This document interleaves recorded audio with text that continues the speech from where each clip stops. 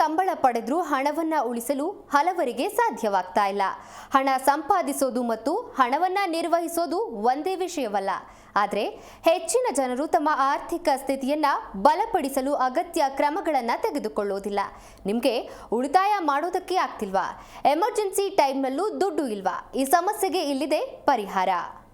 ಕೈತುಂಬ ಸಂಬಳ ಬರುತ್ತಿದ್ದರೂ ನಿಮಗೆ ಉಳಿತಾಯ ಮಾಡೋದಕ್ಕೆ ಆಗ್ತಿಲ್ಲ. ಅನೇಕ ಜನರು ಚೆನ್ನಾಗಿ ಸಂಪಾದಿಸುತ್ತಾರೆ, ಆದರೆ ಅವರಿಗೆ ತುರ್ತು ಅಗತ್ಯವಿದ್ದಾಗ ಅಥವಾ ಇದ್ದಕ್ಕಿದ್ದಂತೆ ಕೈತುಂಬ ಹಣ ಬೇಕೆನಿಸಿದಾಗ ಅವರ ಬಳಿ ಹಣವಿರೋದಿಲ್ಲ. ದುಡ್ಡಿಗೆ ಏನ್ ಮಾಡಬೇಕು ಅಂತ ಗೊತ್ತಾಗದೆ ಕಷ್ಟಪಡ್ತಾರೆ. ನಮ್ಮ ಆದಾಯ ಮತ್ತು ವೆಚ್ಚಗಳನ್ನ ನಾವು ನಿಯಮಿತವಾಗಿ ಗಮನಿಸುವುದಿಲ್ಲ. ಪರಿಣಾಮವಾಗಿ ಖರ್ಚು ಹೆಚ್ಚಾಗಿ ಆದಾಯವನ್ನ ಮೀರುತ್ತದೆ. ಅಂತಹ ಪರಿಸ್ಥಿತಿಯಲ್ಲಿ ಉಳಿತಾಯವು ಶೂನ್ಯಕ್ಕಿಂತ ಕೆಳಗೆ ಹೋಗುತ್ತದೆ. ಇದಕ್ಕಾಗಿಯೇ ಮಾಸಿಕ ಬಜೆಟ್ ಅನ್ನು ಅನುಸರಿಸಬೇಕು ಎಂದು ಹೇಳಲಾಗುತ್ತದೆ. ಆದ್ದರಿಂದ ನಾವು ಅರ್ಥ ಮಾಡಿಕೊಳ್ಳಬಹುದು, ಕೆಲವು ಖರ್ಚುಗಳನ್ನ ಕಡಿಮೆ ಮಾಡುವ ಮೂಲಕ ಉಳಿತಾಯವನ್ನ ಹೆಚ್ಚಿಸಬಹುದು.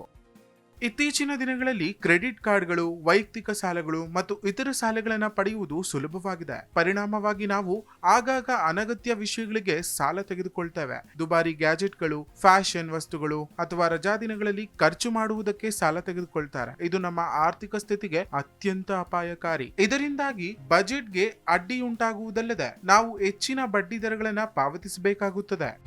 ಸಾಕಷ್ಟು ಹಣವನ್ನ ಗಳಿಸಿದ್ರೂ ತುರ್ತು ಪರಿಸ್ಥಿತಿ ಬಂದಾಗಲೆಲ್ಲ ಬಿಕ್ಕಟ್ಟನ್ನ ಎದುರಿಸಲು ತಮ್ಮ ಬಳಿ ಹಣವಿಲ್ಲ ಎಂದು ಹಲವರು ಚಿಂತಿಸುತ್ತಾರೆ. ಆದ್ದರಿಂದ ಅಂತಹ ಸಂದರ್ಭಗಳನ್ನ ತಪ್ಪಿಸಲು ಪ್ರತಿ ತಿಂಗಳು ಸ್ವಲ್ಪ ಹಣವನ್ನ ತುರ್ತು ನಿಧಿಯಾಗಿ ಇಡಬೇಕು. ಈ ಹಣವನ್ನ ಯಾವಾಗಲೂ ಖಾತೆಯಲ್ಲೇ ಇರಿಸಬೇಕು. ಆದ್ದರಿಂದ ಅಗತ್ಯವಿದ್ದಾಗ ತಕ್ಷಣವೇ ಹಣವನ್ನ ಹಿಂಪಡೆಯಬಹುದು. ಹಣವನ್ನ ಅಲ್ಪಾವಧಿಗೆ ಮಾತ್ರ ಹೂಡಿಕೆ ಮಾಡಬಾರದು, ಆದ್ರೆ ಸ್ವಲ್ಪ ಹಣವನ್ನ ದೀರ್ಘಾವಧಿಗೆ ಹೂಡಿಕೆ ಮಾಡಬೇಕು. ವಾಸ್ತವವಾಗಿ ಅನೇಕ ಜನರು ತಮ್ಮ ಹಣವನ್ನ ಅಲ್ಪಾವಧಿಯ ಆಯ್ಕೆಯಲ್ಲಿ ಹೂಡಿಕೆ ಮಾಡುತ್ತಾರೆ. ಈ ಅಪಾಯವನ್ನ ತಪ್ಪಿಸಲು ನಿರ್ಧಾರಾವಧಿಯ ಯೋಜನೆಯಲ್ಲಿ ಹೂಡಿಕೆ ಮಾಡಬೇಕು. ಗೃಹ ಬಳಕೆಗೆ ಅಗತ್ಯವಾದ ವಾಷಿಂಗ್ ಮಿಷಿನ್, ಮೈಕ್ರೋವೇವ್ ಅಥವಾ ರೆಫ್ರಿಜರೇಟರ್ ನಂತಹ ಹೆಚ್ಚಿನ ಬೆಲೆಯ ವಸ್ತುಗಳನ್ನು ಖರೀದಿಸುವಾಗ ಬೆಲೆಗಿಂತ ಗುಣಮಟ್ಟಕ್ಕೆ ಆದ್ಯತೆ ನೀಡಿ. ಕಡಿಮೆ ವೆಚ್ಚದ ಕಡಿಮೆ ಗುಣಮಟ್ಟದ ಒಂದನ್ನ ಖರೀದಿಸುವುದಕ್ಕಿಂತ ಉತ್ತಮವಾದ ಉತ್ಪನ್ನಕ್ಕೆ ಹೆಚ್ಚಿನ ಬೆಲೆ ಪಾವತಿಸುವುದು ಯಾವಾಗಲೂ ಯೋಗ್ಯವಾಗಿರುತ್ತದೆ. ಇಲ್ಲವಾದರೆ ನಂತರದಲ್ಲಿ ದುಬಾರಿ ರಿಪೇರಿ ಮತ್ತು ಬದಲಿ ಅಗತ್ಯವಿರುತ್ತದೆ. ಏನನ್ನಾದರೂ ಖರೀದಿಸುವಾಗ ಹೆಚ್ಚಿನ ಬೆಲೆ ಯಾವಾಗಲೂ ಉತ್ತಮ ಗುಣಮಟ್ಟದ ದ್ಯೋತಕವಲ್ಲ ಎಂಬುದನ್ನ ನೆನಪಿನಲ್ಲಿಡಿ. ಉತ್ಪನ್ನದ ವಿಮರ್ಶೆಗಳು ಮತ್ತು ಮಾರಾಟದ ನಂತರದ ಸೇವೆಗಳ ಬಗ್ಗೆ ಯೋಚಿಸುವುದು ನಿರ್ಣಾಯಕವಾಗಿದೆ. ನೀವು ಈ ರೀತಿ ಶಾಪಿಂಗ್ ಮಾಡಿದರೆ ಅನಗತ್ಯ ವೆಚ್ಚಗಳನ್ನ ತಪ್ಪಿಸಿ ಅಗತ್ಯಕ್ಕೆ ಬೇಕಾದಷ್ಟು ಹಣವನ್ನ ಉಳಿಸಬಹುದು. ಹಣ ಉಳಿತಾಯದಲ್ಲಿ ಮೊದಲ ಹಂತವು ನಿಮ್ಮ ಹಣಕಾಸನ್ನ ಉತ್ತಮವಾಗಿ ನಿರ್ವಹಿಸುವುದಾಗಿರುತ್ತದೆ. ನಿಮ್ಮ ಪರ್ಸ್ನಲ್ಲಿ ಒಂದೆರಡು ನೋಟುಗಳು ಇರಲಿ. ಪರ್ಸ್ನಲ್ಲಿರುವ ಕೊನೆಯ ನೋಟು ಖರ್ಚಾಗುವ ತನಕ ವ್ಯಯ ಮಾಡಬೇಡಿ. ಇದನ್ನ ಸಾಧಿಸಲು ಬಜೆಟ್ ನಿಮಗೆ ಸಹಾಯ ಮಾಡುವುದು. ಅಗತ್ಯ ಮತ್ತು ಅನಗತ್ಯ ಖರ್ಚುಗಳ ನಡುವೆ ವ್ಯತ್ಯಾಸವನ್ನ ಗುರುತಿಸಲು ಬಜೆಟ್ ನಿಮಗೆ ಅನುವು ಮಾಡಿಕೊಡುತ್ತದೆ. ಬಜೆಟ್ ನಿಮಗೆ ಒಂದು ಯೋಜನೆಯಲ್ಲಿ ಸ್ಥಿರವಾಗಿ ನಿಲ್ಲಲು ಸಹಾಯ ಮಾಡುತ್ತದೆ. ನೀವು ಯಾವ ವೆಚ್ಚಗಳನ್ನ ಕಡಿಮೆ ಮಾಡಬಹುದು ಎಂದು ಅರ್ಥಕೊಂಡು ನಂತರ ಗುರಿಗಳನ್ನ ಮೀರಬೇಡಿ. ಮಾಸಿಕ ಬಜೆಟ್ ಮಾಡಿ ಮತ್ತು ಅದಕ್ಕೆ ಬದ್ಧರಾಗಿರಿ. ನೀವು ಖಂಡಿತವಾಗಿಯೂ ತಿಂಗಳ ಅಂತ್ಯದ ವೇಳೆಗೆ ಹಣವನ್ನ ಉಳಿಸಬಹುದು. ಜಿ ಕನ್ನಡ ನ್ಯೂಸ್ ಈಗ ನಿಮ್ಮ ಮನೆಯಲ್ಲೇ ನೋಡಿ. ಎಲ್ಲ ಕೇಬಲ್ಗಳಲ್ಲಿ ಈಗ ಲಭ್ಯ.